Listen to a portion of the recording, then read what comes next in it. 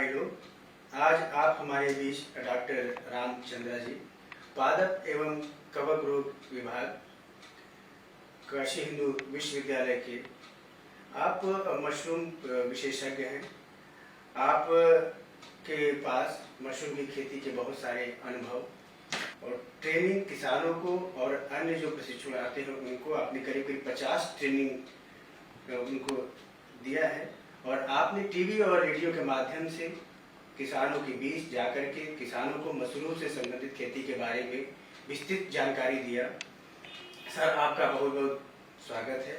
सर पहले तो हम आपसे यही जानना चाहते कि मशरूम का होला और मशरूम का कौन कौन प्रकार होला जिसके हमारे किसान भाई अपना करके अधिक से अधिक लाभ ले सके। आज के आधुनिक एवं वैज्ञानिक कृषि पद्धति में किसान भाई रात दिन सुबह शाम यही सोचल विचार करते हैं कि ऐसा कौन फसल की खेती करें जिनमें में लागत बहुत कम हो और आमदनी ज्यादा हो। तो ऐसे में मशरूम की खेती आजकल बहुत प्रचलित होता जा रहा है और एक एक किसान भाई उगा के ज्यादा से ज्यादा आमदनी प्राप्त कर सकते हैं। हमारे भारत के लगभग सभी क्षेत्रफल में मशरूम की खेती कम अथवा अधिक मात्रा में किसान भाई उगावत हैं और एक से अपन अधिक से अधिक आमदनी प्राप्त करते हैं। मशरूम का होता है किसान भाई के जानना बहुत जरूरी है। मशरूम एक प्रकार का बृहद बड़े आकार का भोज कवक होला। ज्यादातर जैसे होता है कि क्षेत्र बदलता है, भाषा बदलती है, तो मशरूम के नाम भी अलग अलग हो जाते हैं। तो कहीं कहीं जैसे पहाड़ी इलाका बाटे, पंजाब बा, हरियाणा बाटे, हिमाचल प्रदेश बाटे, वहाँ मशरूम के खुम्भी या खुम के नाम से जाना जाता है। मशरूम तो अंग्रेजी शब्द है और ये जो पूर्वांचल के किसान हैं जैसे बनारस भैल, मिर्जापुर भैल, गाजीपुर, बलिया, आजमगढ़, जौनपुर जो जिला है, यहाँ एक बड़ा प्रचलित ना बाटे मशरूम का, ओके कहा जाला कुकुरमुत्ता। तो ये मशरूम के कुकुरमुत्ता के नाम से भी जाना जाता है। हमारे किसान भाई 3 प्रकार का मशरूम की खेती कर सकते हैं। मशरूम तो कई प्रकार का होला, जैसे हमारे भारतवर्ष में एक कुल 2000 प्रजाति हैं खाए वाला मशरूम का, जिनमें में कि 80 मशरूम के प्रजाति ऐसा है कि ओके वैज्ञानिक तरीका से या व्यवसायिक स्तर पर खेती कर सकते हैं। लेकिन खास करके जो 20 मशरूम है, 80 में से 20 मशरूम के ही अभी मतलब किसान भाई व्यवसायिक रूप में उगावत हैं और उसमें से खास करके 5 मशरूम है और ये 5 मशरूम में सबसे पहला मशरूम बा श्वेत बटन मशरूम, एक व्हाइट बटन मशरूम के नाम से भी जाना चाहते हैं। सर, यदि किसान भाई हमारे से मशरूम की खेती करत हूँ तो मशरूम की खेती कैला से उनके का लाभ हो और अन्य का उसके लाभ मिल सकला मशरूम की खेती कैला। मशरूम ही एक ऐसा खेती है जो कि कहा जाला खेती बिना खेत के। मशरूम उगाव खातिर कोनो खेत की जरूरत ना पड़ेला। मशरूम के घर में उगावल जाला तो खेत की जरूरत ना पड़ेला, जबकि जितना कोई फसल है सबके उगाव खातिर खेत की जरूरत पड़ेला। तो ये खेती बिना खेत के है। और दूसरी चीज की किसान भाई वही फसल पे खेती करे चाहिए जोना के पैदावार ज्यादा होखे और ओकर बाजार भाव भी ज्यादा हो। अब यहाँ पे किसान जान के बड़ा पसंद हुई है कि 1 वर्ग मीटर क्षेत्रफल मतलब 1 मीटर लंबा और 1 मीटर चौड़ा, मात्र उतने एरिया में, उतने क्षेत्रफल में अगर किसान भाई वैज्ञानिक तरीके से खेती करें तो 80 किलो मशरूम पैदा कर सकते हैं। एक चीज और है कि पौष्टिकता का भंडार कहा जाला मशरूम के, इनमें पूरा खजाना बटे। प्रोटीन की मात्रा तो ज्यादा होबे करला में, इसके अलावा बहुत से विटामिन बाटे, मिनरल बाटे और आयुर्वेदिक दृष्टि से भी बहुत पौष्टिक माना जाला। काहे कि शहर में बहुत सी बीमारी आजकल फैल गल बाटे, मोटापा के बीमारी हो गल बाटे, शुगर के बीमारी फैलत बाटे, हाइपरटेंशन के बीमारी फैलत बाटे। तो वैज्ञानिक लोगों ने बड़ा अच्छा शोध करके निकाले हैं कि मशरूम में बड़ा औषधि गुण पावा जाला, और जैसे एमे शुगर के मात्रा ना पावा जाला। तो जे डायबिटीज शुगर के मरीज बाटे तो के डॉक्टर खाए खातिर सलाह देला, तो ओ दृष्टि से बहुत अच्छा मशरूम बाटे। हाइपरटेंशन के बीमारी होत बाटे और वही मशरूम खाए खातिर सलाह देला डॉक्टर। और कुपोषण के समस्या गांव में बहुत ज्यादा है, तो पौष्टिकता का भंडार है, खूब प्रचुर मात्रा में प्रोटीन पावल जाला।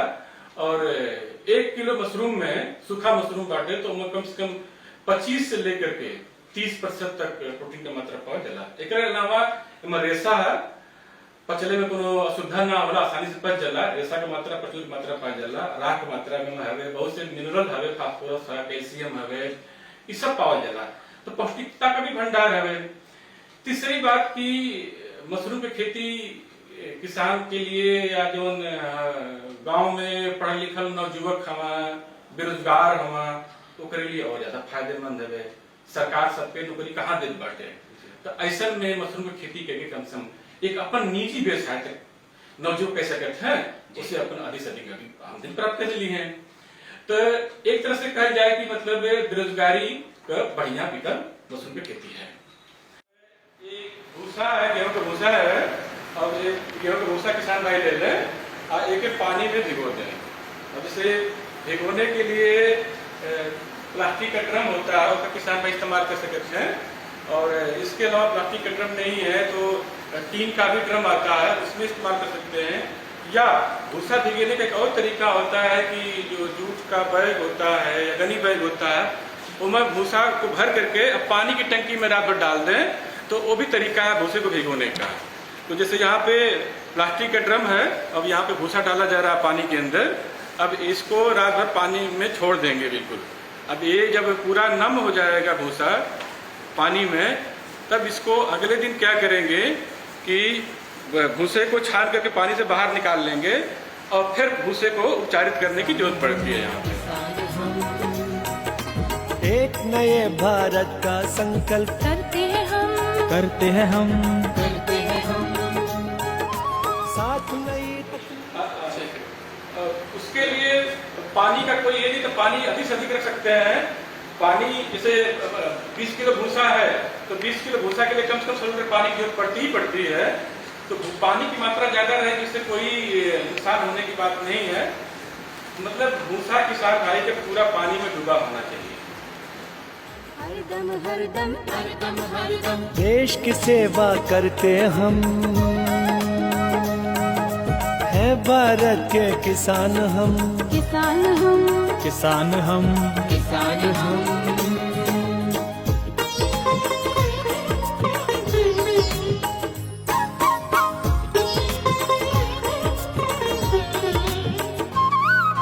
मिट्टी परीक्षण करेंगे हम, करेंगे हम, करेंगे हम, अच्छे बीज और जल सिंचाई जैविक खेती करेंगे हम, करेंगे हम, करेंगे हम, करेंगे हम। अधिक आमदनी, बैठे पानी में अधिक आमदनी। कृपा करके बैठे किसान भाई रात भर छोड़ दें हैं? और कम से कम 15 घंटा या 10 घंटा कम से कम पानी में भीगल रह के चाहिए हैं? और इसके बाद 10 घंटा 12 घंटा के बाद पानी के छान के बाहर निकाल लिए किसान भाई, और फिर भूसे के अपने सुविधा अनुसार जो तरीका बाटे उपचारित करे थे वो तरीका से भूसा को उपचारित करके और फिर अगला जो बाटे बिजाई के काम कैसे करते हैं। भूसा भिगो गल बाटे, ये भूसा के अब रसायन विधि से उपचारित करला की जरूरत बाटे। काहे कि भूसा में बहुत से जीवाणु कीटाणु पहले से मौजूद रहल हैं, तो जब उपचारित हो जाए भूसा तो ओकरे अंदर के जितना कीटाणु बाटे जीवाणु बाटे कुल नष्ट हो जाई हैं, और तब एक बाद बिजाई की जरूरत पड़ेला। अब ई गेहूं के भूसा बाटे एके 15 घंटा कम से कम पानी में डुबोल गलल बाटे, अब एक भूसा के जन बाटे उपचारित कैला के जरूरत बाटे। उपचारित करे का कुल 4 तरीका बाटे, लेकिन आज हम रसायन विधि से उपचारित कैसे कल जाला भूसा के ओके हम बतावल चाहते हैं। तो यहाँ पर 100 लीटर पानी बा, तो अभी पानी में 100 मिलीलीटर फार्मलिन का घोल बनावे के पड़ी।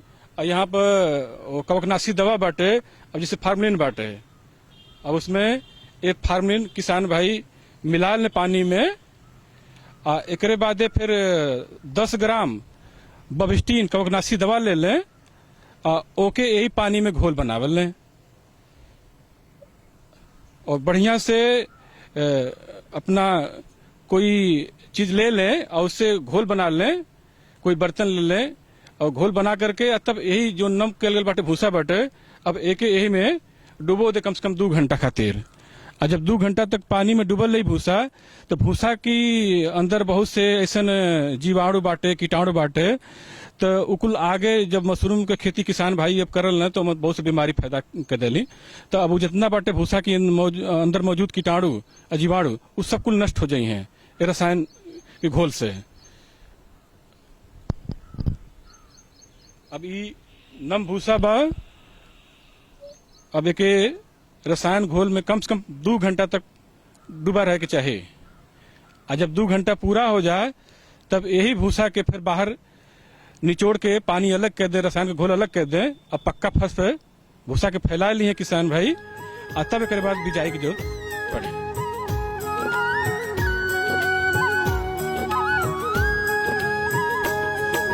देख बाजार भाव किसान ऐप में रख के फसल वेयर हाउस में बेचेंगे हम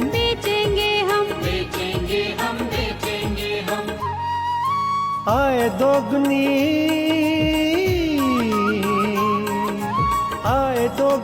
होगी हमारी, दस्तक देंगे खुशियाँ सारी। इन्हें बाजार में बेचेंगे हम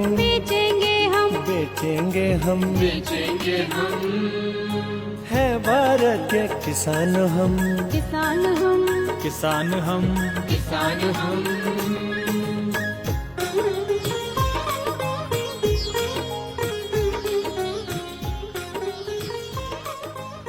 अब ये भूसा जो बाटे नम कल गल भूसा पूरा रसायन के घोल में बढ़िया से खूब डूब गल बाटे।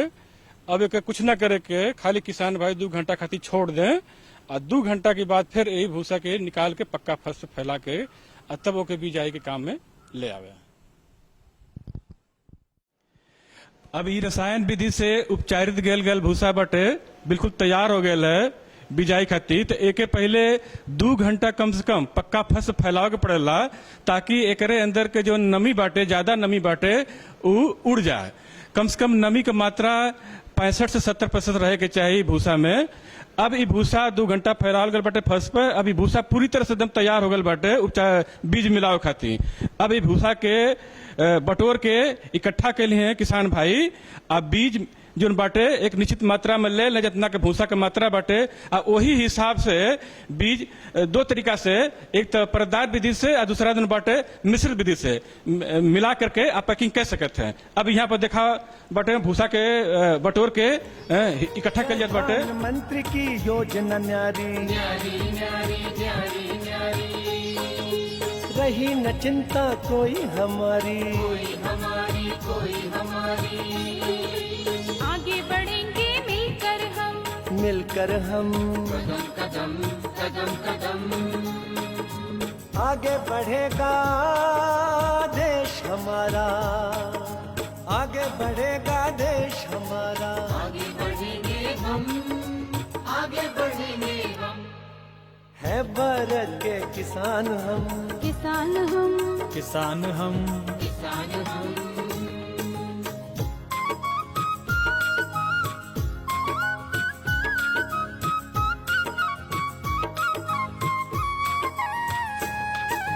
हर एक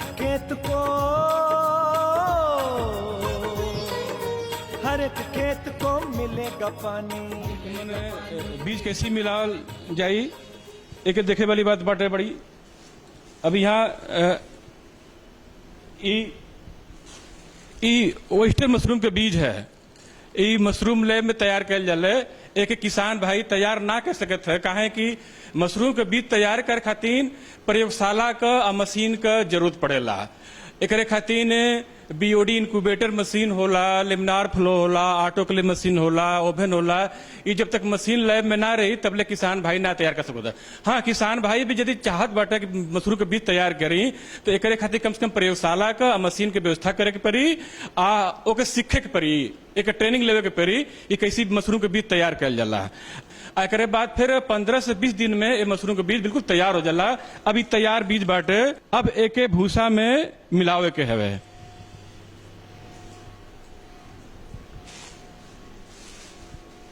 अब पहले निश्चित विधि से बीज मिलावल जाए। बीज लेकर के पूरा भूसा में मिला दो के करते हैं हम साथ नई तकनीकी है, साथ नई तकनीकी है, मन में आशा शक्ति दम शक्ति दम शक्ति दम करते सेवा देश की हम देश की हम देश की हम हर दम हर दम हर दम हर दम देश की सेवा करते हम। अब पॉलिथीन बैग ऐसे ही के ले लो के बेटे। पॉलिथीन बैग में एक तरफ का मुंह रबड़ बैंड से बांध के और दूसरे तरफ से भूसा भरे के है। भूसा की मात्रा कम से कम 2 किलो रह के चाहिए पॉलिथीन बैग के अंदर। बहुत ज्यादा टाइट भी ना करे के है और बहुत ज्यादा लूज भी ना करे के है। बस बीज मिलावल भूसा मन भरत जाए के है, अथवा अथवा दबा देवे के है हाथ से। एकरे बाद अभी और भूसा डालो।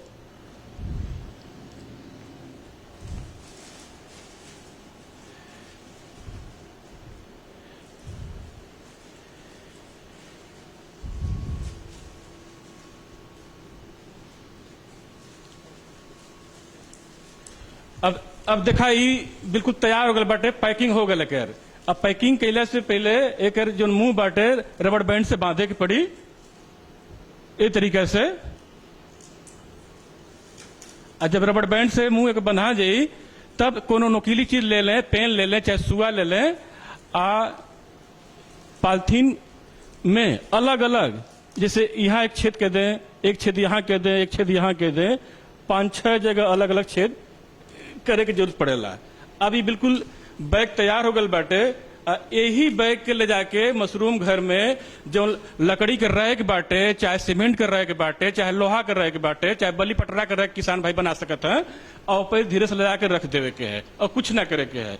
अब दूसरा जो विधि बाटे परतदार विधि, ओह के बारे में हम बतावल चाहते किसान भाई के। एमे का करे के बाटे कि पॉलिथीन बैग ले लिए किसान भाई। आज सबसे पहले भूसा लिए अमन एक परत, एक लेयर भूसा रही बस। एकरे बाद थोड़ा थोड़ा मशरूम के बीज जो बाटे तो छिड़क दिल जाये चारों तरफ। एकरे बाद फिर एक लेयर भूसा रही, उच्चारित भूसा। ओकरे बाद फिर मशरूम के बीज छिड़के के बाटे।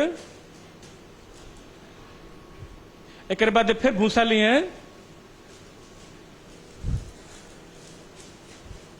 एक बाद फिर मशरूम के बीज छिड़क के लास्ट में एक परत और भूसा के बिछा दिया जाए। अब एक लास्ट परत और भूसा के बिछा के एक पैकिंग के हो जाए। वही तरीके से पैकिंग एहू के हुई। एक भी रबड़ बैंड से बांधने के पड़ी मुंह के लगा।